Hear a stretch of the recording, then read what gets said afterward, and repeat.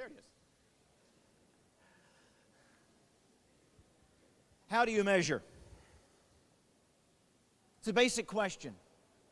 How do you measure?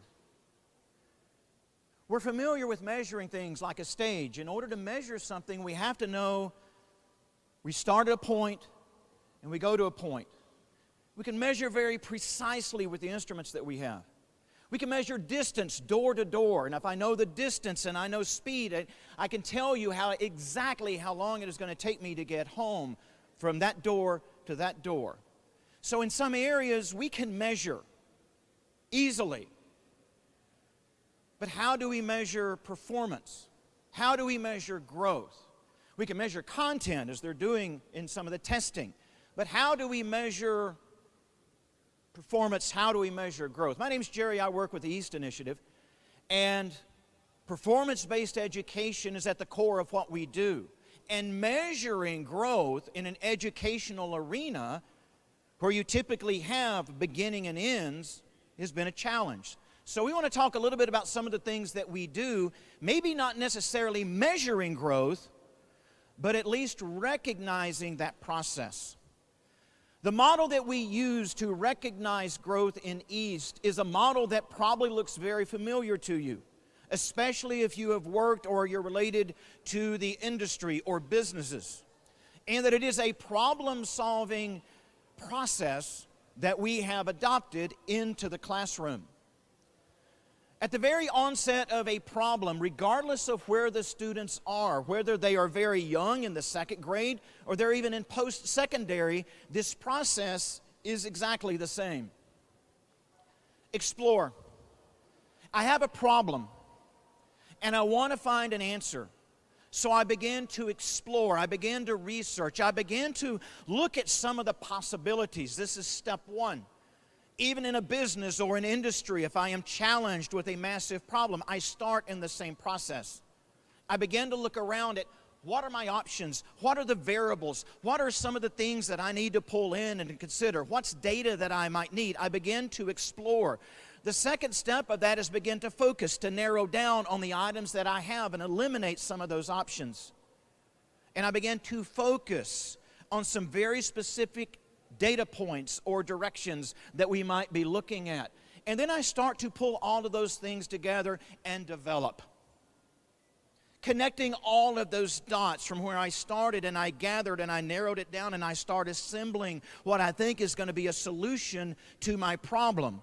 And then the outcome, the deliverable. And the interesting thing, especially in education, about the deliverable is the deliverable doesn't have to be a tangible product. What we have experienced is, in East, if students simply develop a possible solution to a problem, that's a deliverable. They don't have to go all the way through the implementation and actually solve it. If they just pitch a possible idea, that's a deliverable. And so there are multiple steps in this last part and deliverable that can fall very short of a tangible product. On the outside, on the outer ring, is kind of a general process that we look at of some of the things that are going on with our students. At the very top, in that exploring and that focus, it's more of the learning, it's more of that expanding the horizon, more of the awareness of some of the things that are out there. They're working on things perhaps they have never worked on before, and they're beginning to see things. Their perspective is beginning to change. And then they begin to gain value, capital. They're gaining value, not of just what they are learning, but how they're working with one another, how they're able to filter through all of those resources, how they're able to sit down and understand problem solving, frustration, failure. And that's gaining value of what they're able to put into not just their problem, but also into their lives, be they young or they're old. And then that application, working with those real-world problems, as we've heard a lot this week here, and applying that and seeing the possible outcome that is there. But this concept of problem solving, this concept of project-based and problem-based has its challenges. And that is, if you're not engaged in it, it can be painful. The illustration on the screen very well could have been me in grades 2, 3, 4, 5, 6, 7. I wasn't really engaged. If you are inserted into a performance-based area and you don't enjoy it, nothing great is going to come. If you're inserted in high school and you are forced to be in band and you can't stand music, it's not going to be pretty for anyone involved. So this concept of engagement is also crucial. How do you measure engagement? Something else I want to visit with you about, and this is an instrument that we are working with a school out of Columbus, Ohio, called Wellington. And they've called it the Wellington Engagement Index. It's pretty simple, but it has greatly helped us in identifying students to where this concept is working. This problem-based, this performance-based environment is working. The Wellington Index is a very basic metric, a very basic matrix with 4 quadrants. And these quadrants are identified, and when these quadrants are identified by these individuals, I've been around a while, I absolutely fell in love with how they identified what's going on in the classroom. The way the matrix works is on the right-hand side, students love it, and on the opposite end of that, they don't love it. They hate it. They dislike, whether it's content or an activity or even a project. They love it or they hate it. The other line is they are either challenged or not challenged. And so this matrix allows students to give feedback of where they are. We'll talk about that in just a moment.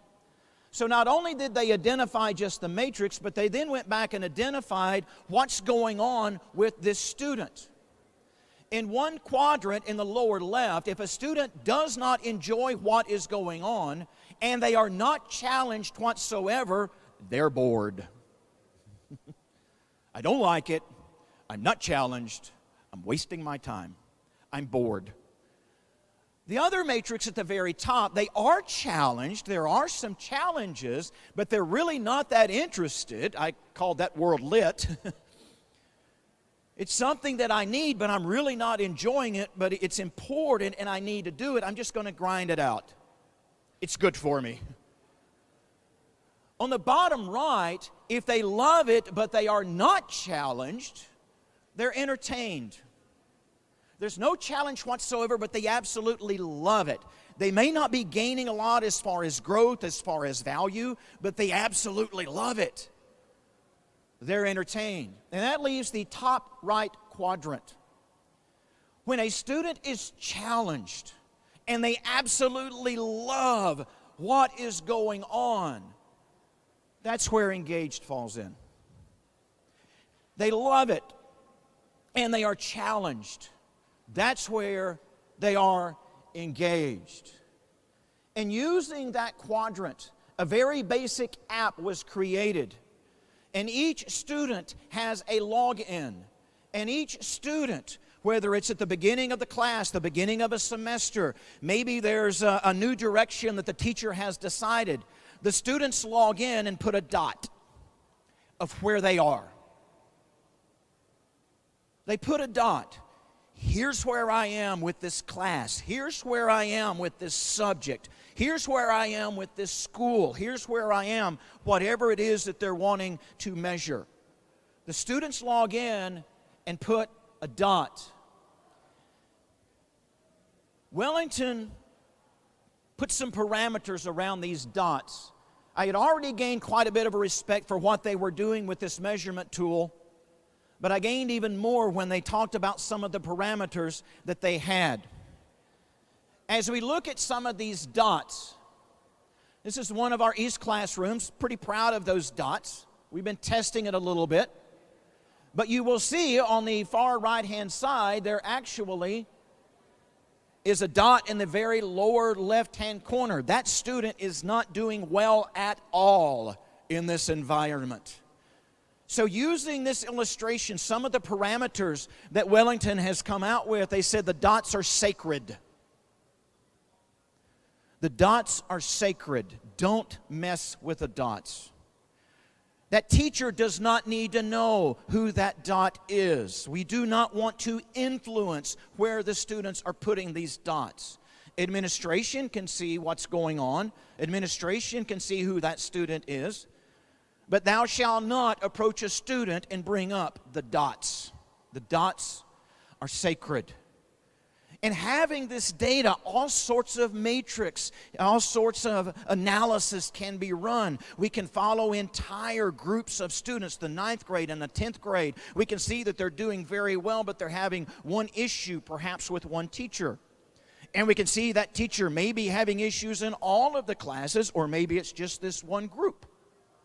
So we've got that data, and all sorts of analysis can be run. And this gives students a voice. This gives students the opportunity to express, here's where I am. Can they lie? Sure. They can fake it? Sure. But they also begin to understand the value that this imposes upon the school and the district. And with with that data, we can do all sorts of graphs and pie charts and see who's where and what's working and not working, and all sorts of things can come from having those dots. And it takes seconds. Start of the class, the teacher says, after roll call, dot day, do your dots. And 30 seconds later, they move on. Done. And they can call that any time that they need it. Maybe specific time that the schools wants dots, and maybe a time that, as we said, the teacher is just wanting to try something. Hey guys, we're going to try something at the end of the class. I want your feedback. Let me know if it worked. At the end of the class, 30 seconds before the bell rings, give me a dot before you leave. And we pull that up and we look at it. Some interesting things can happen. And also an interesting analysis came out of this. Anyone can tell me what's going on there. This is the 12th grade on a timeline. What happens after Christmas with seniors? Senioritis. It's visible. It's visible that starting in February and March, there is a downturn extremely between loving it and challenged. Their engagement goes down drastically. These are a couple of the things that we use in East to not measure growth and performance, because it doesn't have a definitive beginning and a definitive end. But it does allow us to at least recognize where students are. And then we have the capacity of recognizing whether or not this environment is working. And in East, that environment is heavily influenced by that teacher, as well as many other things. But between these two different instruments, we're able to at least have some measurement or some understanding of where those students are and where that entire program is via either the growth model that we're working with or the Wellington Index that the guys in Columbus have created. Here's some contact information if you're interested in either one of these. Happy to share this information with you if you just want to come visit me on the side over here. Thank you very much. Thank you.